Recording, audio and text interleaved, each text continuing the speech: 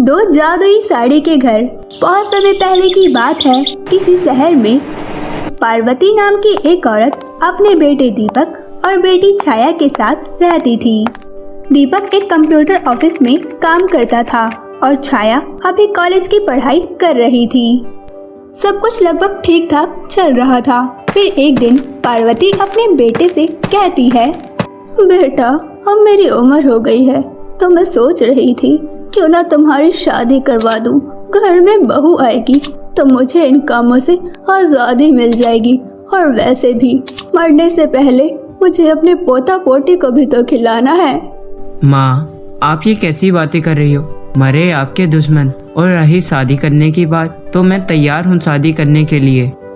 तो फिर तय रहा, मैं कल ही सुनीता से बोलकर तुम्हारे लिए कोई अच्छी सी लड़की ढूंढवाती हूँ। कुछ दिनों बाद पार्वती टीना नाम की एक लड़की को देखने के लिए जाती है और उनका अच्छा रहन सहन देखकर शादी के लिए हाँ बोल देती है। बहन जी, आपकी बेटी तो हमें पहली नजर में ही भा गई और अब हम ये चाहते हैं कि टीना जितनी जल्दी हो सके हमारे घर आ जाए। क्यों नहीं पार्वती बहन, अगले महीने की 23 तारीख को शादी की डेट फिक्स कर देते हैं। पार्वती ने अपने बेटे की शादी बहुत अरमानों के साथ करवाई थी और जब टीना घर आई तो उसने भी कुछ दिनों तक अच्छे बनने का ढोंग किया, पर धीरे धीरे उसने अपना असली रूप दिखाना स्टार्ट कर ही दिया। एक दिन की बात है, टीना अपने कमरे में सोई हुई थी तो पार्वती उसके लिए चाय लेकर जाती है। बहू उठ भी जाओ, देखो सुबह के 10 बज गए हैं। टीना मुंह बनाते हुए उठी और बोली, क्या करूं 10 बज गए हैं तो? हाँ बोलो क्या करूं? ये नई बात थोड़ी है जो आप इतना चिल्लाए जा रही हो। बहू तुम मुझसे ऐसे क्यों बात कर रही हो? मैं तो बस तुम्हारे लिए चाय लेकर आई थी। टीना थोड़ी सी चाय पीती है और गुस्से में बोल पड़ी, क्या माँ जी, सुबह ही सुबह पूरा मूड खराब करके रख दिया। ये भी कोई चाय है? अरे शक्कर इतनी कम डाली है, अगर 1 चम्मच और डाल देती तो आपका कुछ बिगड़ जाता क्या? बस बहू बहुत हुआ, एक तो मैं तुम्हारे लिए चाय बना कर लेकर आई हूँ और ऊपर से तुम मुझ पर ही चिल्लाए जा रही हो। हाँ तो गलत क्या कहा है? अपने लिए आप 10 पकवान बना सकती हैं, पर मेरी चाय में चीनी डालने में आपके हाथ घिस जाते हैं। ये कहकर उसने कप प्लेट को वहीं पर पटक दिया। टीना और कप प्लेट की आवाज सुनकर छाया भागते हुए आई और बोली, क्या हुआ माँ, ये शोर कैसा? ये लो एक और मुफ्तखोर आ गई। क्या हुआ है भाभी? माँ ने ऐसा क्या कर दिया जो आप इन पर इतना चिल्ला रही हो? ये अपनी माँ से पूछ, मेरे पास इतना फालतू टाइम नहीं है जो तेरी माँ की गलतियाँ बताती फिरूं। चाय तो ढंग की मिली नहीं, अब किचन में जाकर देखती हूँ कि क्या बनाया है। हे भगवान, किस घर में भेज दिया मुझे। एक दिन दीपक टीना के लिए एक सूट लेकर आता है। उसको देखकर टीना चिड़चिड़ाते हुए बोली, दीपक तुमने मुझे समझ के रखा है, अब मैं क्या ये 3rd क्लास 500 वाले सूट पहनूंगी? 3rd class? तुम ये क्या कह रही हो? तुम्हें पता भी है ये सूट पूरे 3000 का है। कह तो ऐसे रहे हो जैसे 30,000 खर्च कर दिए हो। वैसे भी मुझे तो तुमसे किसी चीज की उम्मीद लगाना ही बेकार है कि तुम मुझे कभी कोई अच्छी और महंगी चीज ला कर भी दे सकते हो। पार्वती का परिवार बहुत सीधा साधा था। वे टीना को कुछ बोलकर घर में कलेश नहीं बढ़ाना चाहते थे, पर टीना को बिना लड़े सुकून ही नहीं मिलता। एक दिन की बात है, छाया को कॉलेज की फीस भरनी थी। दीपक भी पूरे 25,000 रुपए बैंक से लेकर आ जाता है, पर टीना उन पैसों की शॉपिंग कर आती है।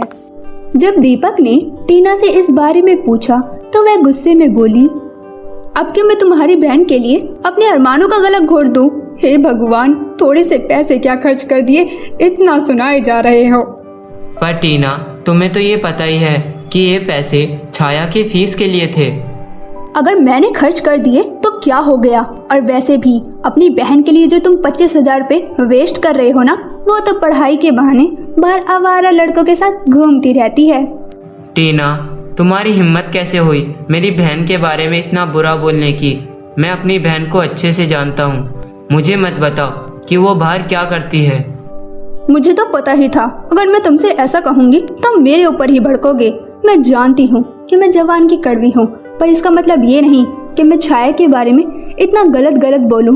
जो देखा है वही बोला है। अगर तुम्हें मेरी बातों का यकीन नहीं तो कॉलेज से आने का समय तो हो ही गया है, तुम खुद ही अपनी आंखों से देख लेना। दरअसल टीना जो कह रही थी वह बिल्कुल सच था, पर जिस तरह से उसने छाया और मोंटू के रिश्ते के बारे में बताया वैसा बिल्कुल नहीं था। छाया और मोंटू एक दूसरे को भाई बहन मानते थे और ये बात टीना को बिल्कुल अच्छे तरीके से पता थी। थैंक यू मोंटू भाई, अगर आज फिर आप मुझे घर नहीं छोड़ते तो मैं उसी बस स्टॉप के पास बस का इंतजार ही कर रही होती। ये सब कुछ दीपक भी देख रहा था और उसे बहुत गुस्सा आता है। तभी जले पर टीना और नमक छिड़क देती है। ये सब कुछ देखकर तो तुम्हें यकीन हो ही गया होगा कि मैं जो कह रही थी सच कह रही थी। दीपक गुस्से में छाया को बुलाता है और कहता है, छाया, आज के बाद से तुम कॉलेज नहीं जाओगी। भैया आप ये क्या बोल रहे हो? अगले हफ्ते से मेरे एग्जाम स्टार्ट होने वाले हैं। अगर मैंने ऐसे ही कॉलेज बीच में छोड़ दिया तो मेरा पूरा 1 साल वेस्ट हो जाएगा। वो सब मैं नहीं जानता, बस मैंने कह दिया ना, तुम कॉलेज नहीं जाओगी तो नहीं जाओगी। छाया निराश होकर वहाँ से चली आती है और टीना को ये सब कुछ देखकर बहुत खुशी होती है। चलो भाई, ये तो बहुत अच्छा हो गया। अब छाया कॉलेज ना जाकर घर के काम करेगी और मैं बस आराम। दीपक भी छाया की बातों में आकर अपनी माँ और बहन से चिढ़ने लगा था। वह कुछ भी बोलती उनकी हर बातों का उल्टा ही जवाब देता। दीपक के इस व्यवहार से छाया और उसकी माँ को बहुत दुख पहुँचता है। माँ, भाभी पहले हम पर कम अत्याचार कर रही थी, जो भैया भी हमारे साथ ऐसा व्यवहार कर रहे हैं। इन बातों से तो मुझे भी बहुत ज़्यादा तकलीफ हुई है। दीपक की शादी बहुत अरमानों के साथ करवाई थी। सोचा था घर में बहू आएगी तो खुशियाँ लेकर आएगी, पर उसने तो हमारी घर की एकता को ही तोड़कर रख दिया। दिन ऐसे ही बीत रहे थे और छाया का अत्याचार भी बढ़ता चला जा रहा था। अब तो वह छाया और पार्वती से सिलाई भी करवाने लगी थी। पूरा दिन काम और सिलाई की वजह से पार्वती की तबीयत खराब रहने लगी। ये बात छाया अपने भाई दीपक से बताती है। देख लीजिए भैया, दिन रात काम करने की वजह से आज माँ कितनी बीमार हो गई है। अरे मीरा नहीं, कम से कम माँ का तो सोचिए। भाभी पूरा दिन उनसे काम करवाती रहती हैं और आप हैं कुछ कहते ही नहीं। तभी वहाँ पर टीना आ गई और अपनी ओवर एक्टिंग स्टार्ट कर देती है। हाँ, इस घर में जो कुछ भी होता है सब मेरी वजह से ही तो होता है। सोचा था सिलाई करेंगे तो घर में थोड़े पैसे आएंगे, पर नहीं, सब मुझे ही गलत समझो। अब मैं एक पल भी इस घर में नहीं रहूंगी। भगवान ना करे माँ जी को अगर कल कुछ हो गया तो छाया तो यही कह देगी कि भाभी ने ही मारा है माँ को। इतने में ही दीपक कहता है, टीना, तुम कहीं नहीं जाओगी। अगर इस घर से कोई जाएगा तो वो माँ और छाया। ये लो छाया, कुछ पैसे और माँ को लेके कहीं चली जाओ। छाया निराश होकर वह पैसे अपनी माँ के पास लेकर आई और अपनी माँ को सारी बातें बताई। ठीक है, अगर दीपक यही चाहता है कि हम इस घर से चले जाएं, तो हम चले जाएंगे। और छाया बेटी, तुम ये पैसे यहीं पर रख दो। जब दीपक हमारा नहीं रहा तो इसके पैसे हम क्या करेंगे। पार्वती और छाया वहाँ से चली आती हैं, पर अब उन्हें समझ नहीं आ रहा था कि वो कहाँ जाए। थक हार के वे एक पेड़ के नीचे बैठ जाती हैं। तभी बहुत तेज बारिश भी होने लगती है। बारिश में भीगने की वजह से पार्वती की तबीयत और खराब होने लगी। हे भगवान, मैं क्या करूं? अगर माँ ऐसे ही बारिश में भीगती रही तो इनकी तबीयत और भी ज़्यादा खराब हो जाएगी। मुझे जल्दी से जल्दी कहीं रहने की जगह ढूंढनी होगी। वो इधर उधर देखने लगी। तभी उसकी नज़र 2 साड़ी घर पर जाती है।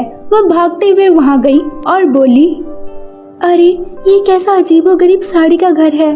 खैर, जो कुछ भी हो, मुझे मदद के लिए आवाज़ लगानी चाहिए। वह मदद के लिए आवाज़ लगाती है। तभी वहाँ पर एक परी आई और बोली, मैं तुम्हारी मदद कर सकती हूँ, पर उससे पहले तुम्हें मेरी मदद करनी होगी। परी जी, मैं भला आपकी क्या मदद कर सकती हूँ? ये 2 जादुई साड़ी के घर हैं। पहले साड़ी के घर में मेरी दूसरी बहन है जो चुड़ैल की गिरफ्त में कैद है, क्योंकि इतने सालों में तुम पहली लड़की हो जिसे ये 2 जादुई साड़ी के घर दिखाई दिए हैं। अगर तुम मेरी बहन को बचाकर ले आती हो तो मैं तुम्हें एक झोपड़ी रहने के लिए दूंगी, और दूसरी साड़ी के घर में बहुत सारा धन दौलत सोना चांदी है। अगर तुम उसमें जाओगी तो तुम अपनी पूरी जिंदगी ऐसो आराम के साथ जी सकती हो। अब तुम बताओ, तुम किस घर में जाना चाहोगी? परी जी, मुझे धन दौलत का कोई लालच नहीं। मुझे तो बस एक ऐसी जगह चाहिए जिसमें मैं अपनी माँ को रख सकूं, चाहे वो झोपड़ी हो या महल। आप मुझे बताइए कि मैं आपकी बहन को किस तरह से बचा सकती हूँ। छाया की बातें सुनकर दूसरा साड़ी का घर गायब हो गया और परी मुस्कुराते हुए बोली, छाया, वाकई में तुम बहुत नेक दिल और सच्ची लड़की हो। मैं तो बस तुम्हारी परीक्षा ले रही थी, जो कि उसमें तुम पास भी हो चुकी हो। अब तुम इस जादुई साड़ी के घर में खुशी से रहना। फिर परी वहाँ से गायब हो गई और छाया और पार्वती जादुई साड़ी के घर में रहने लगी। पर इधर दीपक की दशा बहुत बुरी होने लगी थी। दरअसल एक्सीडेंट होने के कारण उसका एक पैर टूट जाता है, जिस कारण टीना अब उसे बहुत सुनाने लगी। टीना, जरा एक गिलास पानी तो ला देना। हाँ, बस यही काम रह गया है। तुम इस व्हील चेयर पर बैठकर फरमाइशें करते रहो और मैं उन्हें पूरा। टीना, तुम मेरी हालत तो देख ही रही हो। अगर तुमसे नहीं कहूँ तो किससे कहूँ? हाँ, वो पति जो अब सिर्फ मेरे लिए बोझ है। इसलिए मैंने एक फैसला किया है कि अब मैं तुम्हें और नहीं झेल सकती। इसीलिए तुम अभी के अभी मेरे घर से निकलो। टीना उसे घर से बाहर निकाल देती है। दीपक की हालत ऐसी थी कि वो ठीक से खड़ा भी नहीं हो पा रहा था। वह सड़क किनारे बैठ जाता है। तभी छाया और पार्वती भी वहाँ से गुजर रही थी और दीपक की ये हालत देखकर उसे अपने साथ जादुई साड़ी के घर में ले आती हैं और दीपक उन्हें सारी बातें बताता है। कोई बात नहीं बेटा, जो हुआ सब भूल जाओ। हाँ भैया, और देखना आपका पैर अभी चुटकियों में ठीक हो जाएगा। हे जादुई साड़ी के घर, मेरे भैया का पैर ठीक कर दो। इतना कहते ही दीपक का पैर बिल्कुल ठीक हो जाता है और पार्वती कहती है, दीपक, अब सब कुछ ठीक हो चुका है तो तुम मुझे टीना के पास ले चलो। वो जैसी भी है हमारी बहू है और वो हमारे साथ ही रहे तो अच्छा है। सभी लोग टीना के घर जाते हैं, पर वहां जाकर उन्हें पता चलता है कि टीना अब वहां पर नहीं रहती। ऐसे ही कुछ दिन बीत जाते हैं। फिर एक दिन पार्वती अपने बेटे और बेटियों के साथ भगवान के दर्शन करके आ रहे थे। तभी उन्हें मंदिर की सीढ़ियों पर टीना भीख मांगती हुई दिखाई देती है। पार्वती उसके पास गई और बोली, आखिरकार बहू तुम मुझे मिल ही गई, पर तुम्हारी ये हालत कैसे? क्या बताऊं माँ जी, दीपक को घर से निकालने के बाद मैंने उस घर को बेच दिया। सोचा था कि उन पैसों से ऐसो आराम से रहूंगी, पर कुछ गुंडों ने मुझसे वो पैसे लूटकर भाग गए। मैंने खुद ही अपनी बसी बसाई दुनिया उजाड़ के रख दी। मैं तो माफी के भी लायक नहीं, पर फिर भी आप हो सके तो मुझे माफ कर दीजिएगा। हाँ बेटी, तुमने हमारे साथ गलत तो बहुत किया, पर अब तुम्हें अपनी गलतियों का एहसास हो गया है, तो पिछली बातों को भूलकर हमारे साथ चलो। इसके बाद टीना उनके साथ जादुई साड़ी के घर में चली जाती है और पूरा परिवार साथ में हंसी खुशी रहने लगते हैं। तो दोस्तों, हमें इस कहानी से क्या सीख मिली, आप हमें कमेंट करके ज़रूर बताएं। और यदि कहानी अच्छी लगी हो तो अपने दोस्तों के साथ भी शेयर करें। और हाँ, अगर आप हमारे चैनल पर नए आए हैं तो नीचे दिए लाल बटन को दबाकर अभी सब्सक्राइब कर लें और साथ ही बेल आइकन को भी दबाना ना भूलें। तो मिलते हैं फिर किसी ऐसी ही कहानी के साथ। तब तक के लिए बाय बाय और अपना ध्यान रखें।